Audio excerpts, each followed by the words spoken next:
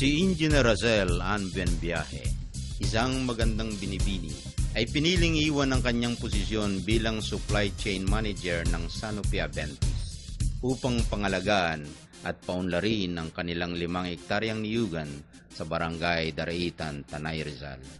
Mula sa 200 puno ng namumungang niyog, 6 na po ang tinutubaan through sequential toddy production.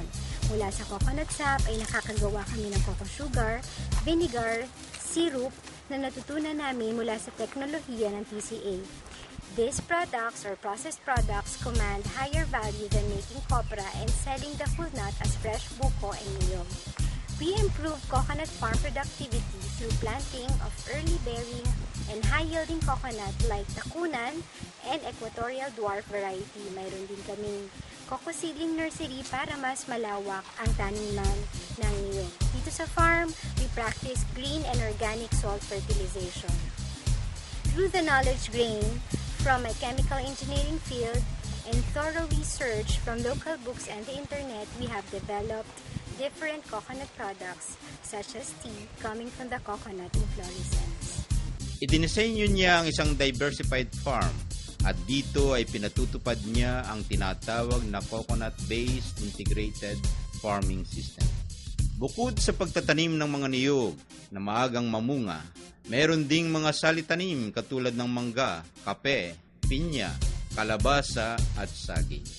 Nagtayo siya ng mushroom culture, vermiculture, 2 fish pond, 2 greenhouse para sa pagpapalago ng mga high-value vegetable crops tulad ng lettuce, bell pepper, strawberry, at cherry tomatoes. Meron din ditong mga native chicken. Bukod sa mga produktong pagkain na nagmumula sa niyog, ang mga bunot, palapa, uyo, at iba pang parte ng niyog ay ginigiling at ginagamit bilang pataba, mulch, soil conditioner, at mushroom substrate. Ang bukid ay kakikitaan din ng mga magagandang paraan ng pagsasaka, katulad halimbawa ng pagtatanim ng Napier grass, vetiver, at flamingia sa mga dahilig na lugar upang maiwasan ang pagguho ng lupa.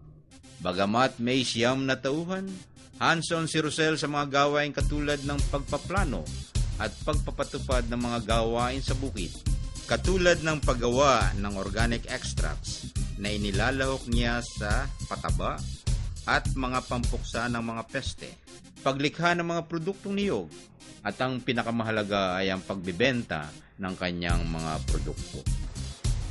Our products are certified with the OCCP or the Organic Certification Center of the Philippines. Dahil sa mataas na demand sa mga organikong produkto, we are able to supply in Antipolo and Pasig. Hindi naman namin hinahangad na makapag-export pa sapagkat nais naming makabahagi o maibahagi at mapakinabangan ng kapwa Pilipino ang ating sariling produkto. Bilang community service, nagtuturo siya ng mga pakabagong teknolohiya sa pagsasaka at ang kahalagahan ng paggawa ng mga malinis at ligtas na pagkain o ang tinatawag na agricultural products produced through organic farming. Kabilang sa mga naging panahon niya, ang iyaang mga mag-aaral buhat sa Manila Waldorf School at ang mga farmer leaders ng lalawigan ng Rizal. Kinilala siya at ang Platinum Island Farm ng iba't ibang pribadong samahan at pampublikong ahensya katulad ng Rizal Vegetable Industry Council at panlalawigang samahan ng magsasaka ng Rizal. Sa lahat ng mga pinagkikitaang proyekto sa loob ng bukid, si Engineer Rosel ay kumita ng humigit kumulang sa 618,600 pesos nitong nakaraang taon.